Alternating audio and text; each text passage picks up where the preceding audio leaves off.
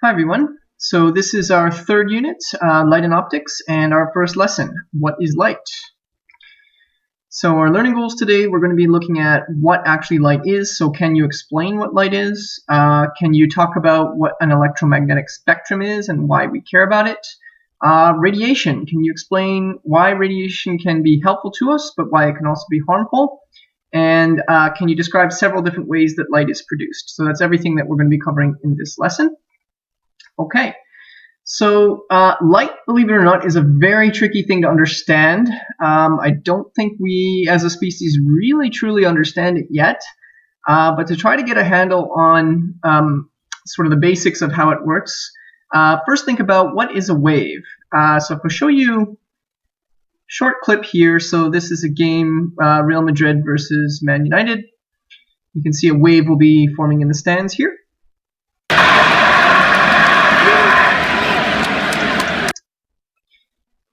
So what actually is happening there to cause the wave to keep going, right? Well, you have a medium, meaning you have some material for the wave to pass through, in this case, people. And a disturbance in one section of the crowd causes the next section of the crowd to propagate or pass on this disturbance, right? So if you're in the sports stadium, you see the people next to you stand up and raise their hands. Then they sit down and it's your cue to get up as well, or you might just get up kind of as they're sitting down. There's kind of a natural feel that builds to these sorts of things. But in any case, your actions, when you choose to stand and when you choose to sit, are influenced by the people next to you. So there's a disturbance in one part of the stadium, and that disturbance is then passed on. Same thing you can see happening in water, right? So the medium, the material of a water wave is, well, water. And then as the water pushes the other water, the wave moves across the surface, right? Or sound, sound is just particles in the air smashing into other particles. So if you're speaking, for example, your vocal cords in your throat are vibrating, and that passes the vibrations on to air molecules, which pass those vibrations on to other air molecules. So you're creating a disturbance, and that disturbance is propagated or passed on through some material. Okay, so a wave you can think of as a disturbance or a change that, as we said, propagates or spreads from one place to another. Waves also transfer energy, so we can talk about sound energy, we can talk about kinetic energy, so these are forms of energy being transferred. So a lot of these ideas that we get about how light works and light as a wave come from this person, James Clerk Maxwell. And some of the other ideas that we're going to talk about as well in this class very briefly come from a guy you've probably heard of named Albert Einstein. So the two of them came up with a lot of stuff that we understand about light today. So we talked about waves. So what is light? Well, the short sort of way to describe it is light is an electromagnetic wave, so to speak, kind of. So what happens is you can get light when you have a magnetic field. So think about magnets, right, and the influence that magnets have around them, and it is disturbed. Or when you have an electric field. So think about electric charge, and when that is disturbed. So like we said, when you have a wave, right, you have an initial disturbance, and then that passes on. So with light, you have an initial disturbance of a magnetic field or an electric field, which causes a disturbance in the other type of field, and then the disturbances kind of leapfrog from one to the other. So if you ever played this game as a kid, leapfrog, right, where the person in the green was originally standing behind the person in red, then the person in green jumps over the person in red and falls on the ground, then the person in red jumps over him, and then they can just keep going. So that's kind of what's happening here. So you have a disturbance in a magnetic field causing a disturbance in an electric field, which causes a disturbance in the magnetic field, and it just keeps going on, and the wave is passed through the environment. But what's interesting about this kind of wave is it's not really totally like these kinds of waves because it doesn't need a material to travel through. This kind of wave can travel through, well, nothing, basically, like the vacuum of space, right? So that's how light gets from the sun to us. It travels through a vacuum. So that's kind of unique in terms of what properties light waves have.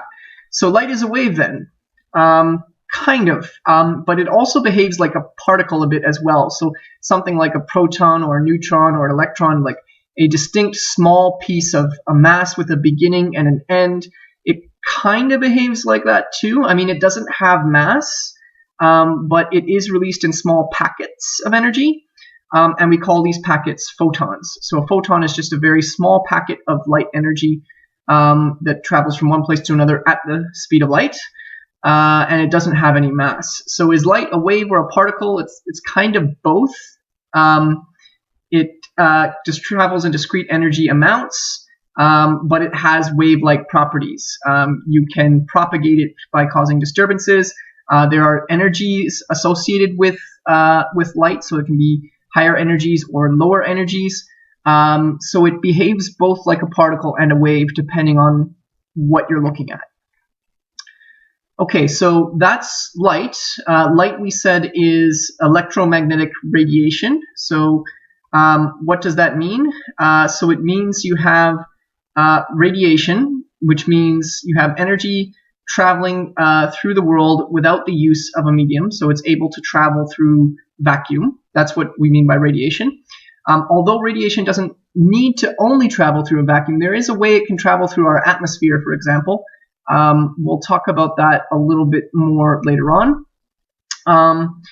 But it is able to travel through the vacuum of space. So that makes it radiation, the fact that it can do that. So it's energy that travels through empty space. And it's electromagnetic radiation, which means it's radiation that comes from this process. Okay, so light, as we said, there are different energies associated with different types of light, or as we say, different wavelengths of light. So if light has sort of a larger energy associated with it, if it's higher energy light, then we say its wavelength is shorter.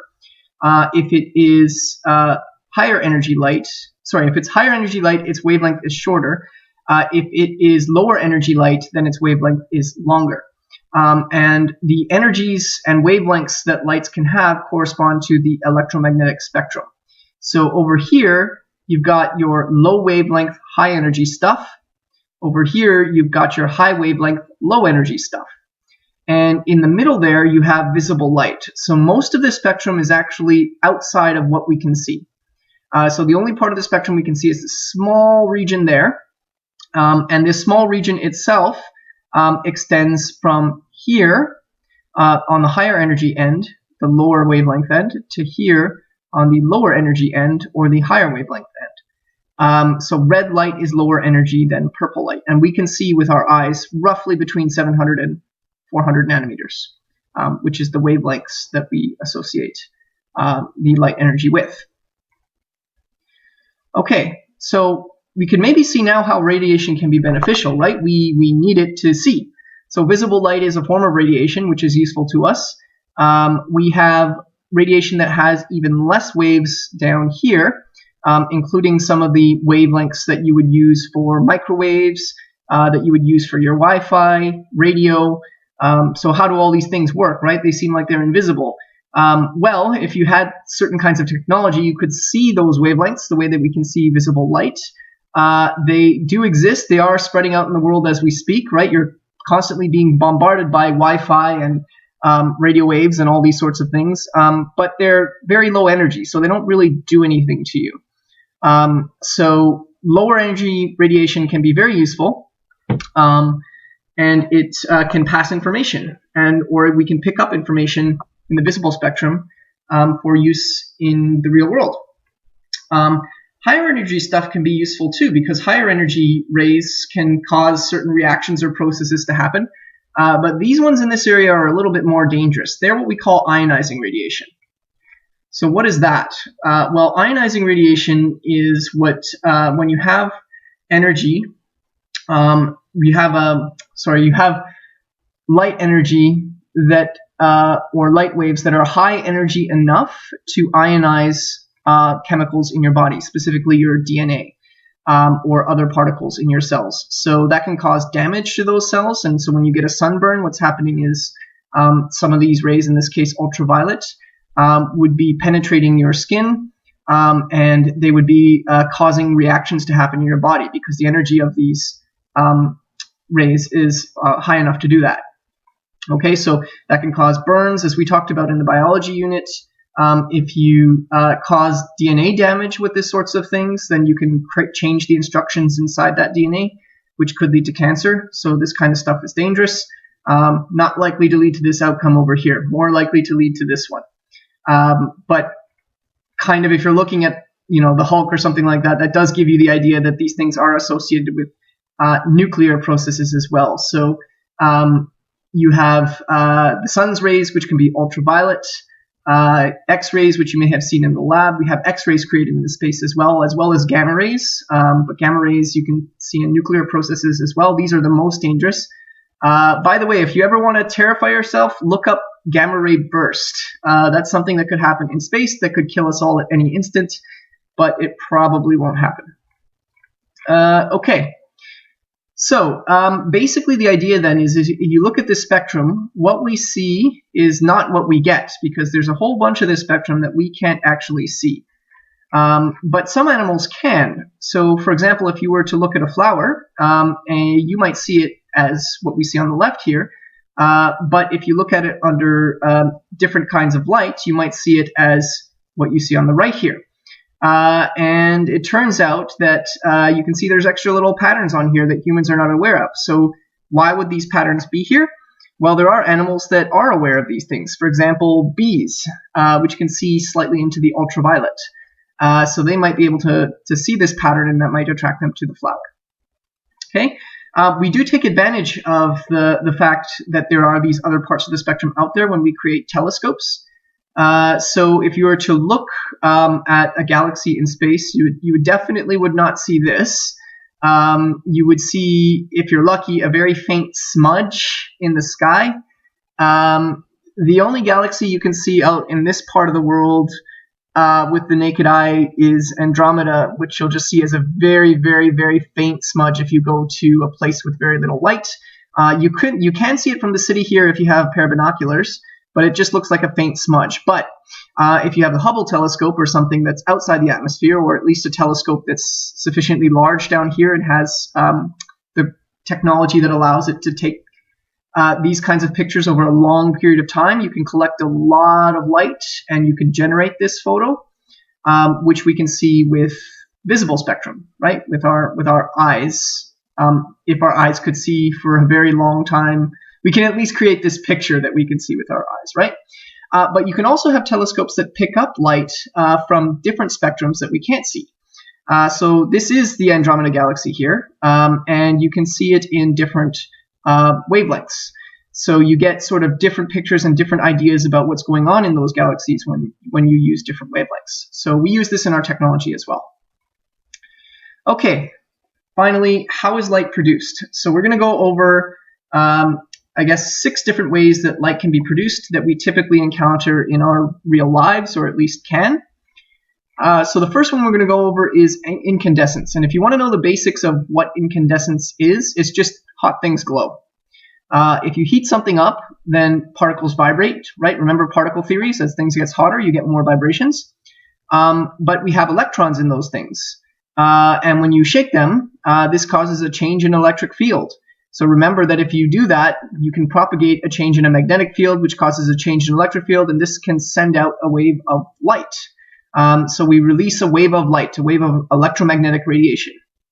But only really hot things glow in the visible spectrum. And when I say really hot, I mean hotter than we can get.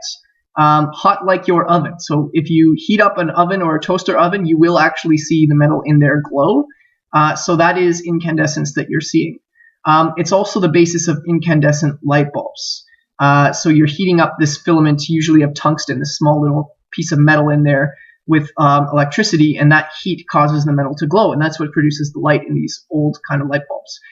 We actually glow ourselves, right? Humans have a body temperature of 37. We're hot, so we glow, but we are not hot enough to glow in the visible spectrum. We glow at the lower energy infrared spectrum, and that's why infrared cameras can take pictures of us at night. They're picking up the infrared radiation that our bodies are releasing due to our heat. Right, so how does this work in terms of these incandescent light bulbs? As we said, if you heat up this filament enough, it will begin to release incandescent light. But you can see that this is going to be inefficient. If you don't really care about heating your room, you're more just interested in lighting up your room, then if a lot of this energy is being applied to create heat, then a lot of that energy is really kind of wasted. So these light bulbs are typically described as inefficient. They use a lot more energy than you need if you're just looking to light a room. So this is why these things are becoming less popular now, right? You're using up energy, which is less environmentally friendly. Also, these things break easily because if that filament, which is narrow, snaps, then you got to get a new one. So there are environmental issues associated with using these bulbs. So you might then move to a fluorescent bulb, which is maybe a little bit better. These bulbs work by a different principle. So the way that a fluorescence happens is if you have an electron in an atom and you basically provide it with some energy, think of these Bohr diagrams here, then it jumps up to a higher energy level. We call this getting excited. So it absorbs the energy and jumps to a higher energy level, but it's not really stable there, right? It's like throwing a tennis ball. What goes up must come down. So that electron is going to want to drop back down. So what happens to the energy when it drops back down? Well, the energy is released. There's a law of conservation of energy as well as conservation of mass, which says energy cannot be created or destroyed. So if the electron loses energy, the universe can't lose that energy. That energy has to go somewhere. Where does it go? Well, it leaves as a photon or a wavelength of light here. So it leaves as a photon of light with a wavelength, which you might be able to see. So typically, the energy that is absorbed has a higher wavelength than the energy that is, again, released here. So that's useful to us when we're doing things like fluorescent light bulbs, because what you can do is you can send electricity into a fluorescent light bulb, and what it can do is it can cause the mercury atoms that are in there to actually experience this. So the mercury atoms, when you hit them with electrons, they will release ultraviolet light. So this ultraviolet light is, well, not necessarily good, but it's contained within the light bulb. And what happens then is that ultraviolet light, those photons of light smash into materials on the inside of the bulb, which then fluoresce. So the electrons in that material jump up to a higher energy level. And then when they fall back down, they release their energy, but they release it as visible light that we can see. So that's how a fluorescent light bulb produces light. Now, notice in all that discussion, I didn't say all that much about heat. So these things aren't actually very hot. You could actually touch them when they're on, whereas touching this when it's on will actually burn you. So I wouldn't recommend touching them because, you know, you've got electrical circuits and things going on there. But if you were to, say, turn off a fluorescent bulb and unscrew it right away, you would find that you could do that without burning yourself. So they don't produce as much heat, so they're more energy efficient. So that's one advantage of using these over incandescents. The other sort of cool thing, you might have tried this, I don't know, if you haven't, you can try this, this will work. That material that's inside these light bulbs that can fluoresce, you can get them to fluoresce through other means as well. So what you can do is, if you take a balloon, if you blow up a balloon and rub it on your hair to create a static charge, you can move the balloon right next to this fluorescent light bulb. If you do this in a dark room, what will happen is that charge will jump into the bulb and you'll get a little bit of fluorescence. So you can actually see a sort of small flash of light if you try that out. So that goes to show you that, you know, it just works by electrical sort of energy charges passing through there. So you don't necessarily even need to plug it in to get a little bit of light out of this. Phosphorescence. Okay, so if you understand fluorescence, this whole idea that you have energy being passed to an electron, the electron then gains that energy and jumps up, and then it eventually loses that energy and falls back down. And when it loses that energy, it releases the energy in a different wavelength. If you understand that, phosphorescence is basically the same idea, except it's a delayed process. So when the electron jumps up to a higher energy level, it comes back down, but it takes a little bit longer. And so what that means is that, say you're putting energy into the electrons, and then you stop, well, the electron will still maybe remain at this higher energy level, or at least a higher energy level, for a little while before falling back down. So that means that energy can be released after the energy source is removed, or at least longer after than fluorescence would. And so this is where all this glow-in-the-dark stuff comes from. Because basically if you hit this with light, the electrons in these materials will become excited. And when you turn off the light, they're going to fall back down and release light, but they're going to do that slowly. And so you're going to get light released from this material over a longer period of time. This actually happens in the light as well. It's just that it's pretty faint, so you might not notice it. Okay, LEDs.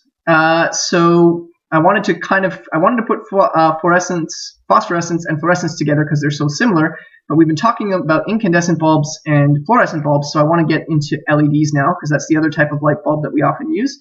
So LED stands for light emitting diode.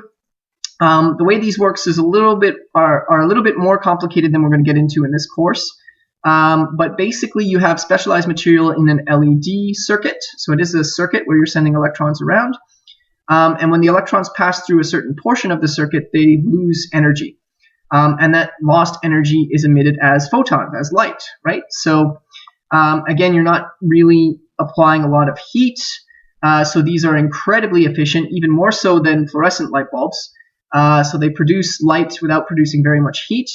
And the cool thing about them is that they've dropped in price dramatically over your lifetime. So the prices have really come down, which has allowed them to be used in more locations than they used to be.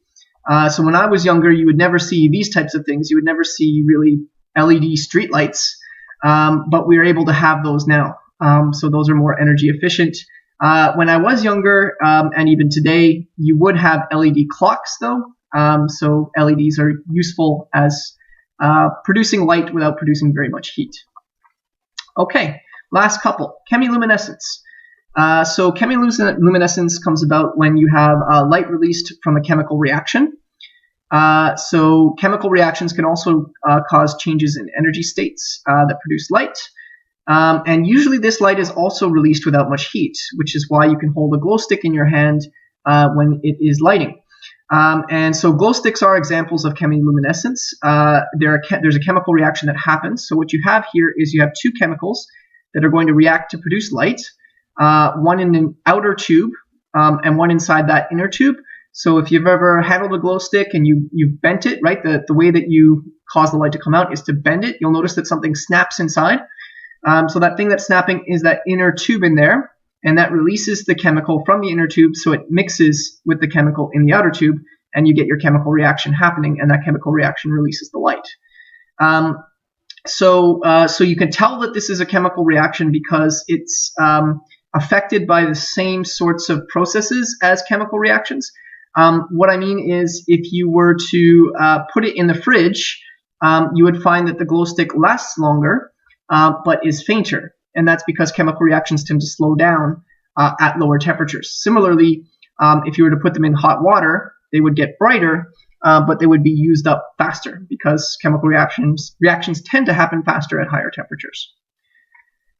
Okay, so we also have a biological equivalent of chemiluminescence. We have bioluminescence, which is when you have processes like this take place in living things. The actual chemicals that you have for the reactions are quite often very different in living things because you can't have harmful chemicals in large quantities in a living thing. So they often use different versions of these chemicals or different chemicals entirely that create the same process. So these are things like fireflies do this. You have these comb jellies or ctenophores, as they're known as, in the ocean can do this. Often this is for signaling. Sometimes it can be for defense. So it's kind of interesting if you imagine in a deep ocean where everything is black, there's not much light down there. You have a small organism trying to run away from a larger organism, and it can start activating these displays. So maybe to scare the larger organism, but maybe even just to kind of point out to everybody else in the ocean, look, I'm here and there's this big thing following me that you can eat, so that the predator is actually becomes the prey to something else. So maybe that's why that works as well. And you also have this here, which is really cool to see. I just saw this kind of stuff for the first time in January of this year. I was in Coron in the Philippines for a while. It's really, really cool. So if you disturb some of the organisms that are in the water here with waves a little bit, then they will you'll have oxygen sort of stirred up in the water, which can cause these reactions from those living things as well. So yes, we can also do these processes in living things. Okay, so there's not going to be an assessment at the end of this lesson specifically. I am going to ask you to read some of your textbook and to fill in a glossary so that you have this information and you're practicing with this information. And then you're going to be assessed on this material at the end of lesson 2. So that's it for lesson 1. Thank you.